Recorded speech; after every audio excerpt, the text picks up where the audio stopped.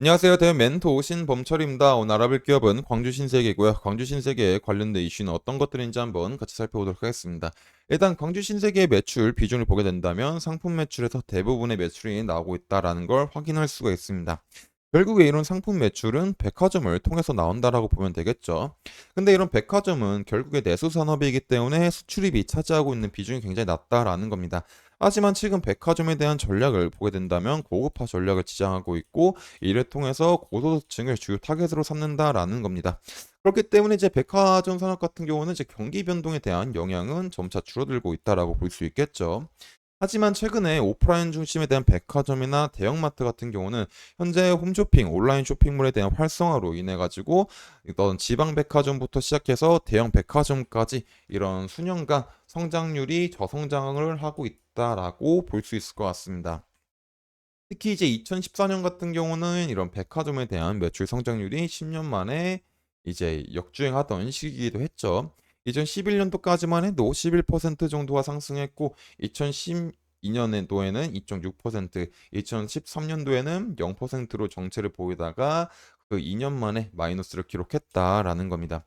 결국 이제 국내 백화점 같은 경우는 2014년도에 마이너스 성장률을 기록한 다음부터 지속적으로 뚜렷한 성장을 하지 않았기 때문에 이런 2014년도부터 백화점의 고성장 시대가 종결됐다라고 볼 수도 있겠죠. 물론 2014년부터 이렇게 성장률이 줄어든 거는 정치적인 이슈도 있었고 메르스에 대한 이슈도 있었지만은 내수 부진 장기 실질적으로 이제 백화점 매출에 타격을 준 거는 내수 부진 장기화에 더해서 온라인 쇼핑 시장이 커졌기 때문이다라고 볼 수 있을 것 같습니다.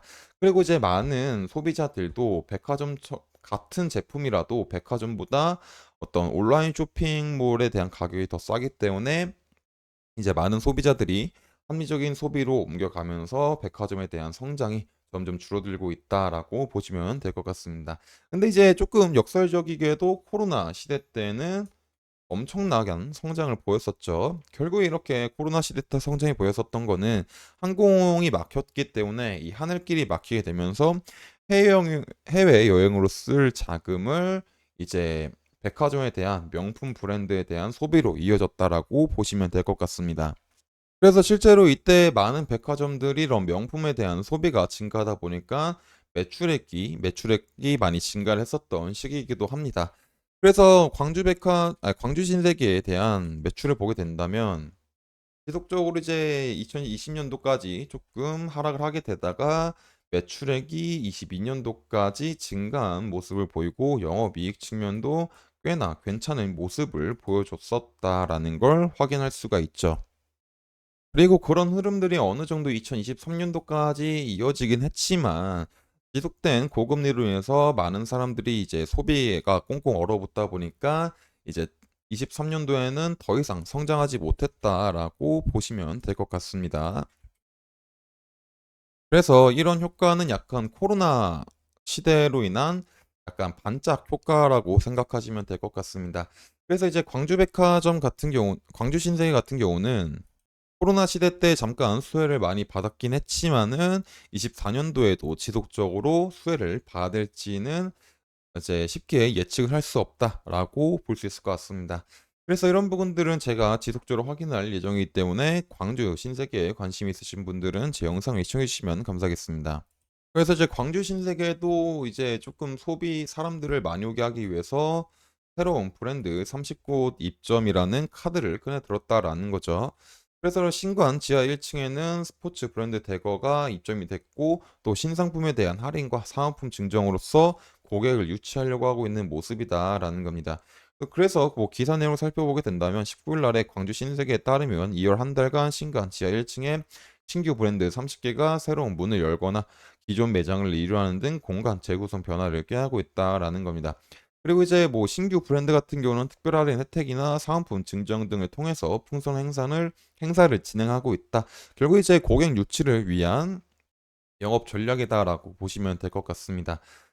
그래서 이제 마지막 문단을 보게 된다면 이정일 광주 신세계 신관 팀장은 신관 지하 1층에 새로운 브랜드들이 입점하면서 영패션과 스포츠 브랜드 전문 매장을 만들어 보고자 한다.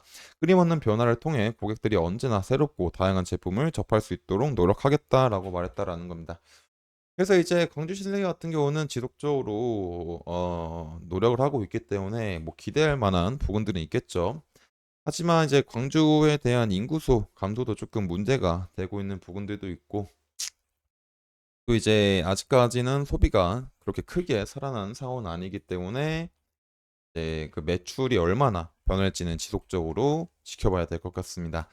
그래서 주가를 살펴보게 된다면 일단 주봉상에서 살펴보게 된다면 이런 이제 29,000원 29,000원에서 한 29,000원에서 3만 원 부근은 이제 지지 부근으로 이제 되고 있고 여기서 반등이 왔다라고 보시면 되겠죠. 하지만 반등이 오긴 했지만 주봉상 이제 60평선 부근에 저항을 받고 다시 눌리고 있는 상황이다라는 겁니다.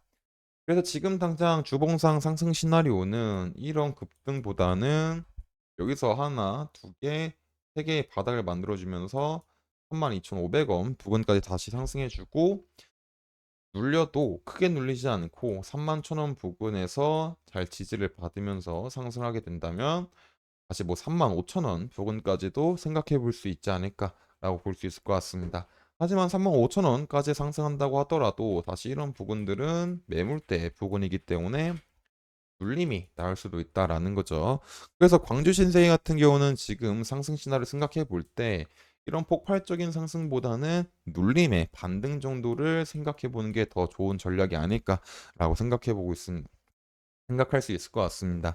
뭐 반대로 이제 하락 시나리오 같은 경우는 이런 3만 원 부근과 29,000원 부근을 이탈하고 최종적으로 27,500원 부근을 이탈한다고 했을 때는 어느 정도 하락에 대한 리스크는 어떤 이제 좀 대비를 해야 되지 않을까 싶습니다. 그리고 이제 지금 일봉에서 조금 더 자세하게 살펴보게 된다면 이제 추세 자체가 뭐 확연하게 돌아가지 않았고 또 눌리고 있다 보니까 지금 당장 이제 상승을 보다는 약간 관망을 하는 게 조금 더 좋지 않을까 생각합니다. 그래서 이제 주가에 대한 부분들도 제가 지속적으로 확인할 예정이다 보니까 광주 신세계에 관심 있으신 분들은 제 영상을 시청해 주시면 감사하겠습니다.